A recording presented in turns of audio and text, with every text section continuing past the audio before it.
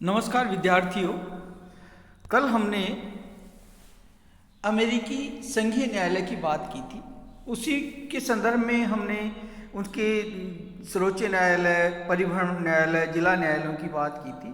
फिर हमने सर्वोच्च न्यायालय के जो संगठन कैसे होता है, न्यायाधीशों की नियुक्ति कैसी होती है, न्यायाधीशों का कार्यकाल, योग्यता, वेतन, महाभियोग, इनके बारे में बताया था। फिर सर्वोच्च न्यायालय की शक्तियाँ बताई थी। उसी संदर्भ में हमने न्यायिक पुनरीक्षण का अधिकार बताया था। ये बहुत इम्पोर्टेंट है।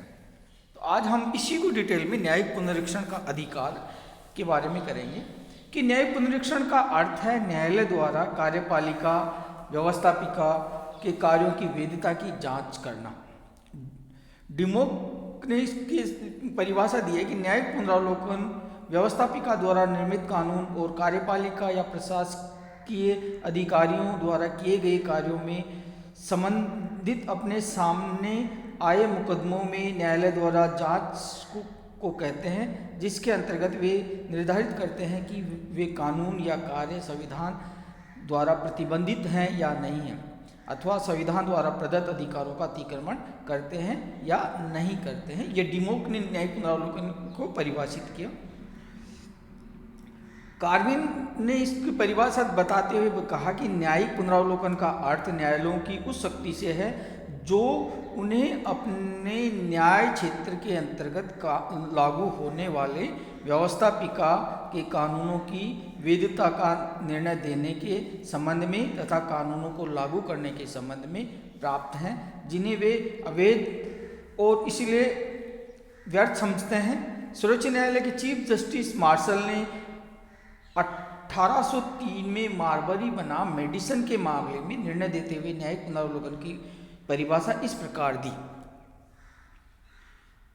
मार्शल ने कहा कि न्यायिक पुनरीक्षण न्यायालयों द्वारा अपने समक्ष पेश विधियों, जो विधायी कानूनों तथा कार्यपालिका अथवा प्रशासकीय कार्यों का वह निरीक्षण है जिसके द्वारा वह निर्णय करता है कि क्या वे एक लिखित अथवा प्रशासकीय कार्यों का वह निरीक्षण है जिसके द्वारा वह निर्णय करता है कि क्या ये एक लिखित संविधान द्वारा निश्चित किए गए हैं अथवा उन्होंने अपनी शक्तियों से बढ़कर कार्य किया है या नहीं किया है। अमेरिका में न्यायिक पुनर्निरीक्षण का आधार अमेरिकी संविधान में सर्वोच्च न्यायालय ने स्पष्ट रूप से न्यायिक पुनरीक्षण की शक्ति प्राप्त नहीं है। इसकी स्पष्ट रूप से घोषणा न्यायालय के मुख्य न्यायाधीश मार्शल ने 1803 में एक विवाद मार्बरी बनाम मेडिसन के निर्णय में किया है। जैसे भारतीय संविधान में तो है आर्टिकल 13(2) के अंदर न्यायिक पुनरावलोकन की बात कही गई है, लेकिन अमेरिका में ऐसा कहीं नहीं है। ये विवाद कैसे उत्पन्न हुआ कि 3 मार्च 1801 की रात्रि को राष्ट्रपति एडम्स ने मार्बरी को कोलंबिया जिले का शांति न्यायाधीश नियुक्त कर दिया, परंतु आदेश के जारी करने के पश्चात राष्ट्रपति एडम्स की अवधि समाप्त हो गई। उस समय वह आदेश मार्बरी के पास नहीं पहुंचा था। नए राष्ट्रपति जेफरसन ने तुरंत पद संभाला और मेडिसन को अपना राज्य सचिव नियुक्त कर दिया। मेडिसन मार्बरी की नियुक्ति के विरुद्ध था, इसलिए उसने राष्ट्रपति एडम्स के आदेश को मार्बरी तक पहुंचने से रोक दिया था। मार्बरी ने मेडिसन के विरुद्ध सर्वोच्च न्यायालय में अभियोग चलाया तथा मुख्य न्यायाधीश मार्शल ने मेडिसन के कार्य को अवैध ठहराया तथा उसके निर्णय में कुछ तर्क प्रस्तुत किए। पहला ये कहा कि यह निश्चित रूप से न्याय विभाग का कर्तव्य और अधिकार है कि वही यह बता सकता है कि कानून क्या है। जो लोग किसी विशेष नियम को किसी मामले पर लागू करते हैं वे ही उक्त नियम की व्याख्या करते हैं और वे ही उक्त नियम का निर्वचन करते हैं। दूसरी बात कही, यदि 2 कानून एक दूसरे के विरुद्ध होंगे तो न्यायालय की ही निश्चित करेंगे कि दोनों कानून किस सीमा तक लागू हो सकते हैं। तीसरा,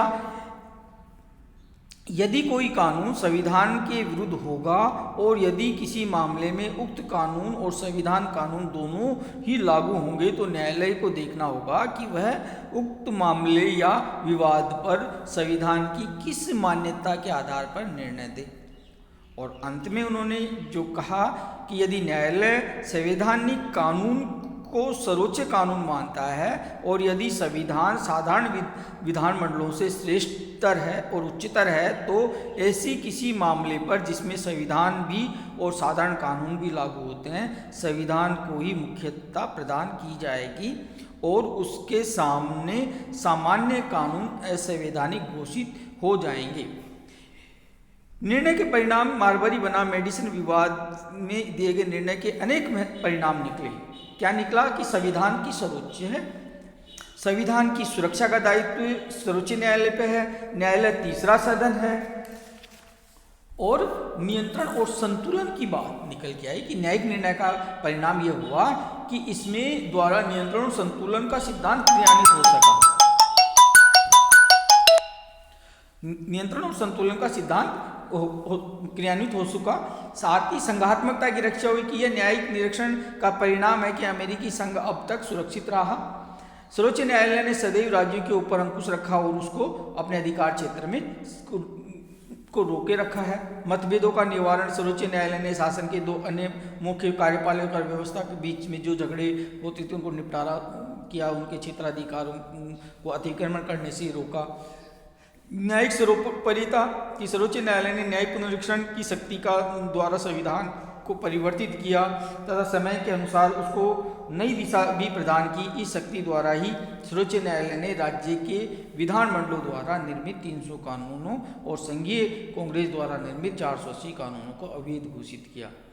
तो ये न्यायिक राज्यों के कानूनों की निषिद्ध करने का उसे सविवेक शक्ति मिल गई, इस तरह से कहें तो। और इसके अलावा राज्य की अपेक्षा संघ की शक्तियां सुदृढ़ करना, राज्य की अपेक्षा संघ की शक्तियां सुदृढ़ करना कि इस शक्ति का अन्य संवैधानिक प्रभाव ये हुआ कि राज्य की तुलना में संघ ज़्यादा मजबूत हुआ। और सर्वोच्च न्यायालय ने कांग्रेस को राज्य की विधान के विरुद्ध बैंकों की स्थापना करने का अधिकार प्रदान किया। संविधान में कांग्रेस को ऐसा कोई वैधानिक अधिकार प्राप्त नहीं था, फिर भी न्यायालय ने उसे अधिकार दिया। ब्राउन बनाम मैरीलैंड का जो निर्णय था 1827 में सर्वोच्च न्यायालय ने विदेशी व्यापार से संचालित करने का अधिकार संघीय सरकार को दिया। सर्वोच्च न्यायालय की इस प्रकार व्यापार वाणिज्य वित्त के क्षेत्र में संघीय सरकार के हाथों को और मजबूत उसने किया। अब बात आती है कि न्यायिक पुनरीक्षण की प्रक्रिया क्या है। तो सर्वोच्च न्यायालय अपने आप किसी कानून की वैधता की जांच नहीं करता है। जब उसके पास कोई ऐसा कानून आता है जिसमें संघ या राज्य के किसी कानून को चुनौती दी जाती है तो न्यायालय ही को अपना निर्णय देना पड़ता है। न्यायिक पुनरीक्षण का क्षेत्र बड़ा व्यापक है। न केवल कांग्रेस के बनाए हुए कानून बल्कि अमेरिका के राज्यों के संविधान, उनके द्वारा बनाए गए कानून, संधियों, संघ सरकार तथा द्वारा दूसरे देशों से की जाए तथा संघ और राज्यों के कार्यपालिकाओं द्वारा जारी कोई आदेश है तो ये सारे उसके न्यायिक पुनरीक्षण के क्षेत्र में आते हैं। अब बात आती है कि इसकी आलोचना, कि न्यायिक पुनरीक्षण की आलोचना की कि ये लोकमत और प्रजातंत्र की उपेक्षा करता है कि कांग्रेस जनता का प्रतिनिधि है और सर्वोच्च न्यायालय जनता के प्रतिनिधियों की बनाए हुए कानूनों को अवैध घोषित करता है। एक ये शक्ति पृथक्करण की जो भावना है उसके प्रतिकूल है, क्योंकि अमेरिकी शासन प्रणाली में मौलिक जो शक्तियाँ विशेषता है कि वो शक्ति पृथक्करण का सिद्धांत है कि कांग्रेस कानून बनाएगी तो राष्ट्रपति कार्यपालिका का कार्य करेगा तो न्यायपालिका उसका, लेकिन ये कानून बनाने का कार्य भी करने लगे। राजनीतिक निर्णय है कि न्यायाधीशों की नियुक्ति एक पक्षपात के आधार पर राष्ट्रपति द्वारा की जाती है तो वो विशुद्ध रूप से नहीं निर्णय वो अपने पार्टी की विचारधारा के आधार पर वो निर्णय देते हैं। पुनरीक्षण का संवैधानिक आधार की संविधान में कहीं भी उल्लेख नहीं है। आलोचक ये भी कहते हैं प्रगतिशीलता में बाधा की, कई बार कई अच्छे कानूनों को उसने अवैध घोषित किया।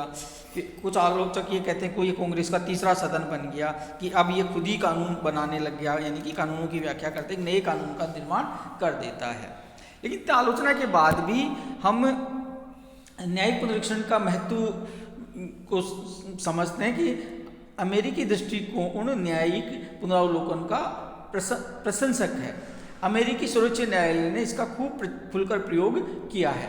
संविधान की पवित्रता की रक्षा की, कि संविधान की रक्षा करते हुए उसने लोकतंत्र के आदेशों तथा प्रशासन की मनमानी को भी देश में रक्षा की है। संघीय प्रणाली की रक्षा की है कि संघात्मक शासन व्यवस्था, जहां केंद्र और राज्यों के बीच अनेक संवैधानिक विवाद उत्पन्न हो जाते हैं, वहाँ यह उचित नहीं कि ही नहीं बल्कि आवश्यक भी हो जाता है कि सर्वोच्च न्यायालय के पास न्यायिक पुनरावलोकन की शक्ति हो। कानून की वैधता पर विचार करता है कि कांग्रेस की अपेक्षा न्यायालय कानूनों की वैधता पर समुचित विचार करता है। न्यायाधीश कानून के विशेषज्ञ होते हैं और फिर न्यायालय तटस्थ भाव से कानून की वैधता पर विचार करने का में सामर्थ्य भी होता है। राष्ट्रीय परिप्रेक्ष्य में भी ये निर्णय देता है कि न्यायिक पुनरावलोकन की शक्ति द्वारा सर्वोच्च न्यायालय ने राज्यों की प्रांतीयता की संकुचित प्रवृत्ति को रोकने का भी कार्य किया है। फिर भी इस प्रकार राष्ट्रीय एकता की भावना को प्रोत्साहन दिया है। नागरिकों के अधिकारों की रक्षा की है कि न्यायिक पुनरावलोकन की शक्ति के द्वारा न्यायालय ने नागरिक अधिकारों की स्वतंत्रताओं की रक्षा का कार्य भी किया है। और राजनीतिक दलबंदी से ऊपर, के आमतौर पे सर्वोच्च न्यायालय राजनीतिक दलबंदी से ऊपर होता है, वह राजनीतिक दलबंदी से ऊपर रहकर संविधान की रक्षा करता है। तो ये हमने इसका महत्व भी बता दिया कि सर्वोच्च न्यायालय का जो महत्व ये हुआ कि अमेरिका में सर्वोच्च न्यायालय की कार्यप्रणाली एवं गौरवमय इतिहास को देखते हुए यह कहा जा सकता है कि वह एक स्वतंत्र और निष्पक्ष न्यायालय है। कार्यपालिका न्यायाधीशों को पदच्युत नहीं कर सकती। आजीवन न्यायाधीश अपने पदों पर बने रहते हैं। न्यायाधीशों की पदच्युति की प्रक्रिया बहुत कठिन है और व्यवहार में उसका क्रियान्वित लाना बहुत ही मुश्किल है।